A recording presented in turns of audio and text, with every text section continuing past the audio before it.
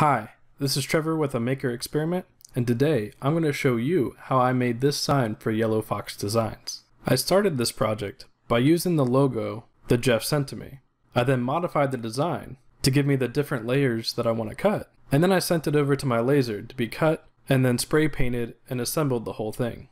I hope you enjoyed the project as much as I enjoyed making it.